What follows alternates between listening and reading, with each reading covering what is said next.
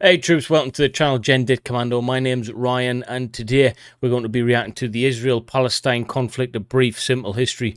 Don't know too much about it, guys. You see a lot on the news and stuff and it looks pretty terrible, but hopefully this video will give a little bit more of an insight for everyone watching, and obviously myself, I want a bit of an insight into it as well. Before we get into it, please like, share and subscribe. It really does help me out. I'm just shy of 150,000 subscribers now, which I can't believe.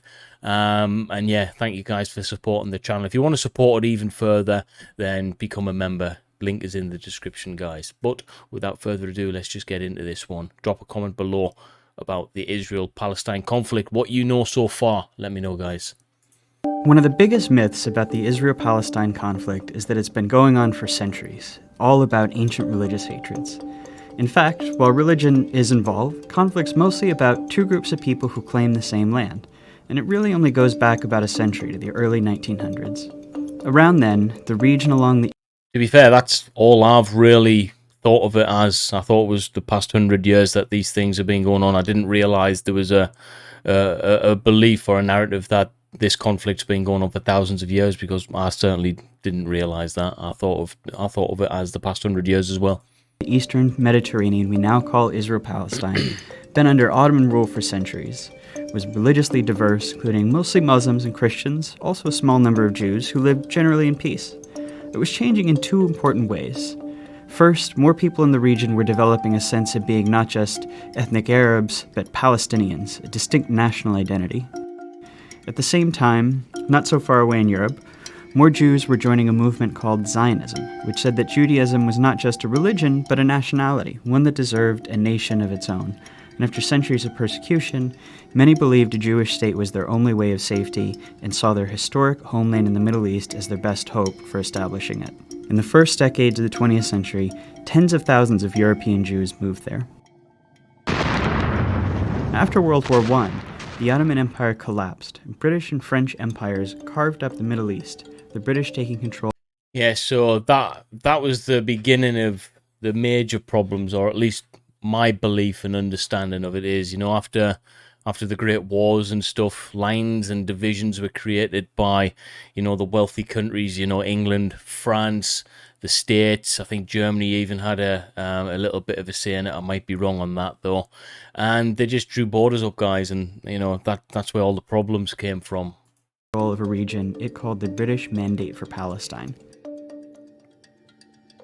At first, the British allowed Jewish immigration, but as more Jews arrived, settling into farming communities, tension between Jews and Arabs grew. Both sides committed acts of violence, and by the 1930s, the British began limiting Jewish immigration. In response, Jewish militias formed to fight both the local Arabs and to resist British rule.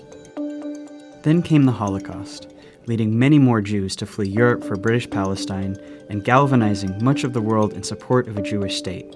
In 1947, as sectarian violence between Jews and Arabs there grew, the United Nations approved a plan to divide British Palestine into two separate states.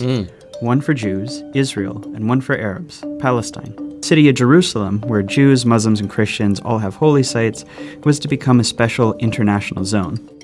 Yeah, so I've actually been there, guys. I went. I was on a deployment with the Royal Marines Commandos when I was in the military, and I went to Israel. I visited pretty much everywhere there as well, every holy site you could imagine, and it was fascinating. It was really, really good.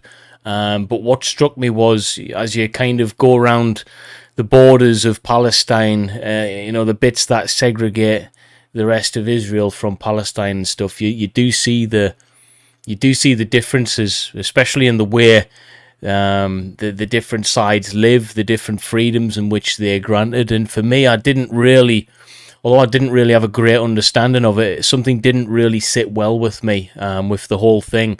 I don't know what it was, but it didn't sit well with me, you know. I think although religion is blamed a lot, we can't blame it completely on that situation, but it does seem that, you know, there's been problems there for a long, long time. And I think that's where the idea of there's been problems in that region for thousands of years comes from, because you just have to look at, you know, the religious aspect of it to see that, well, things haven't really changed for the better, you know, in the past couple of thousand years there. And that's in my opinion. Now, The strange thing is with Israel is when you go to places like Tel Aviv, you know, literally a couple of hours away from some of the bad parts, you go to Tel Aviv and you're in a place that is arguably one of the nicest places I've ever been. You know, I rate it up there with some of the top places I've been. Tel Aviv is a fantastic place, guys. It's like you're in a different part of the world. The plan was meant to give Jews a state, to establish Palestinian independence, and to end the sectarian violence that the British could no longer control. The Jews accepted the plan and they declared independence as Israel. But Arabs throughout the region saw the UN plan as just more European colonialism trying to steal their land. Many of the Arab states, who had just recently won independence themselves, declared war on Israel in an effort to establish a unified Arab Palestine where all of British Palestine had been. The new state of Israel won the war, but in the process, they pushed well past their borders under the UN plan, taking the western half of Jerusalem and much of the land that was to have been part of Palestine. They also expelled huge numbers of Palestinians from their homes, creating a massive refugee population whose descendants today number about 7 million. At the end of the war, Israel controlled all of the territory except for Gaza, which Egypt controlled, and the West Bank, named because it's west of the Jordan River, which Jordan controlled. This was the beginning of the decades-long Arab-Israeli conflict. During this period, many Jews in Arab-majority countries fled or were expelled, arriving in Israel. Then something happened that transformed the conflict. In 1967, Israel and the neighboring Arab states fought another war. When it ended, Israel had seized the Golan Heights from Syria, the West Bank from Jordan, and both Gaza and the Sinai Peninsula from Egypt. Israel was now occupying the Palestinian territories, including all of Jerusalem and its holy sites. So I didn't realize they took over that much territory, guys. You know, the true, I'll say this in every kind of video where there's wars, no one really ever truly wins from war. Wherever there's death and destruction, there's always atrocity and loss. And I truly believe that. I don't think anything can really be achieved too much these days through war. We always look back on past wars and think, wow, I wish that didn't happen. You know, no one looks back in history and goes, well, yeah, that was good for everyone. You know, if there could have been another way for many things, many of the wars, then I think people would have chose a different way instead of war. I don't really think they're achieved very much these days. This left Israel responsible for governing the Palestinians, a people it had fought for decades. In 1978, Israel and Egypt signed the U.S.-brokered Camp David Accords. Shortly after that, Israel gave Sinai back to Egypt as part of the peace treaty. At the time, this was hugely controversial in the Arab world. Egyptian President Anwar Sadat was assassinated in part because of outrage against it. But it marked the beginning of the end of the wider Arab-Israeli conflict. Over the next few decades, the other Arab states gradually made peace with Israel, even if they never signed formal peace treaties. But Israel's military was still occupying the Palestinian territories of the West Bank and Gaza, and this is when the conflict became an Israeli-Palestinian struggle. The Palestinian Liberation Organization, which had formed in the 1960s to seek a Palestinian state, fought against Israel, including through acts of terrorism. Initially, the PLO claimed all of what had been British Palestine, meaning it wanted to end the state of Israel entirely. Fighting between Israel and the PLO went on for years, even including a 1982 Israeli invasion of Lebanon to kick the group out of Beirut. The stillness of the ceasefire in southern Lebanon was shattered today by the sound of guns, bombs, and planes. The PLO later said it would accept dividing the land between Israel and Palestine, but the conflict continued. As all of this was happening, something dramatic was changing in the Israel-occupied Palestinian territories. Israelis were moving in. These people are called settlers, and they made their homes in the West Bank and Gaza, whether Palestinians wanted them or not. Some moved for religious reasons, some because they want to claim the land for Israel, some just because the housing is cheap, often subsidized by the Israeli government. Some settlements are cities with thousands of people, others are small communities deep into the West Bank. If you've always felt a deep yearning for Jerusalem, now is a once-in-a-lifetime opportunity, not only to stand within its gates, but also to build the home of your dreams there. Settlers are followed by soldiers to guard them, and the growing settlements force Palestinians off of their land and divide communities. Short term, they make the occupation much more painful for Palestinians, Long term, by dividing up Palestinian land, they make it much more difficult for the Palestinians to ever have an independent state. Today, there are several 100,000 settlers in occupied territory, even though the international community considers them illegal. By the late 1980s, Palestinian frustration exploded into the Intifada, which is the Arabic word for uprising. It began with mostly protests and boycotts, but soon became violent.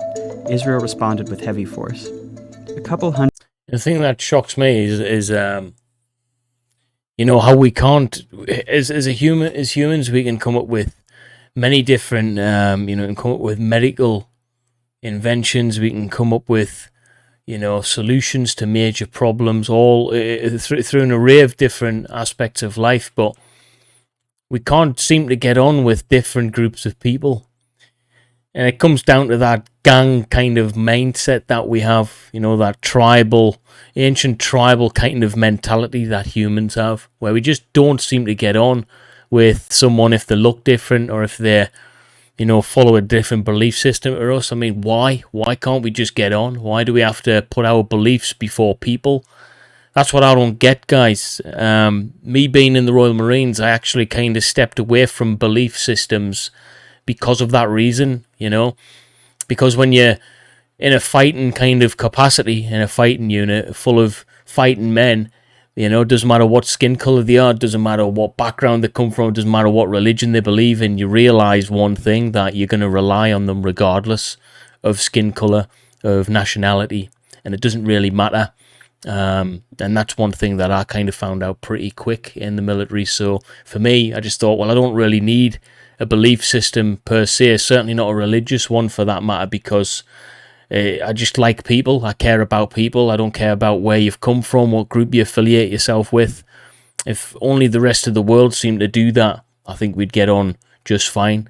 If we took out the ideological viewpoints, if we took out our political standpoints, if we took out our tribal mentality and just looked at people as people, I think we'd start getting on just fine, guys, all right? But divide and division is the biggest control mechanism on the planet, all right? 100 Israelis, over 1,000 Palestinians died in the First Intifada.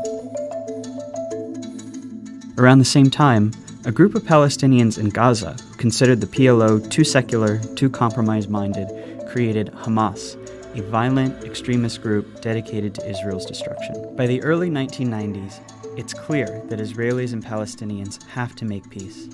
The leaders from both sides signed the Oslo Accords. This is meant to be the big first step toward Israel maybe someday withdrawing from the Palestinian territories and allowing an independent Palestine. Right, so I'll ask that question to you guys. Do we think we'll actually see the day where that happens, where the territories are given back and we see the occupation, lessened over time? I personally don't think we will.